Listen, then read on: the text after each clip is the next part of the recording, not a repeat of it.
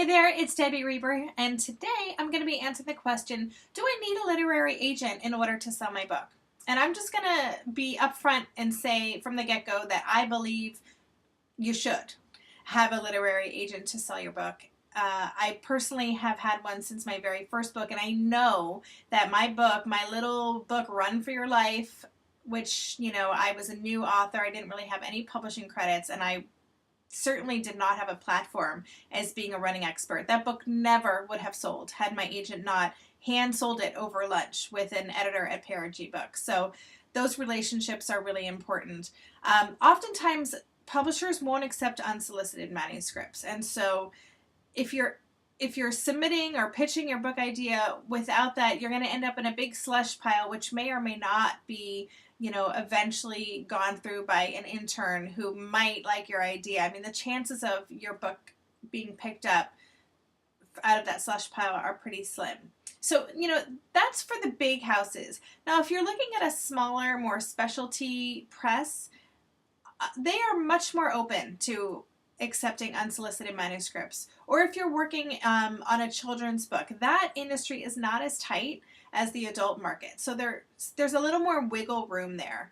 So sometimes you can do unsolicited submissions. I would just follow the submission guidelines on the websites for the different publishers that you're considering. I will say, if you do get a book deal or an offer for a book and you do not have representation, make sure that you have someone look over your contract.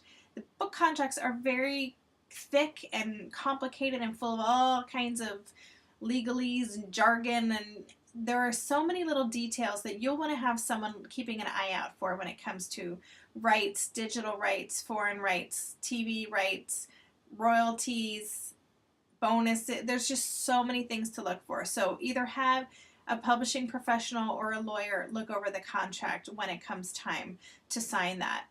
And if you do choose to not pursue literary representation, there are a couple other ways that you can get your book in front of the right people, and one of those is contests. So sometimes smaller presses will run a contest and the winner will receive a book deal. So that exists, it happens.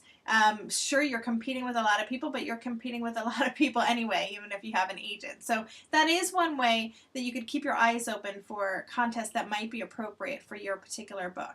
And then the other thing is there are writing conferences that happen all over the country in major cities, and they will often bring in editors from different publishing houses, big and small, who might be sitting on a panel or give workshops or presentations. And oftentimes those editors will kind of have an open door policy, and they'll announce at the conference that they will accept submissions from anyone who attended the conference within 3 months after the conference. You just need to mention it in your email to them. So that is another way to directly go with an editor. But again, if you do pursue not having literary representation and you're looking for that traditional book deal, and if you get the book deal, make sure that you have someone else go over that contract with you when it's time.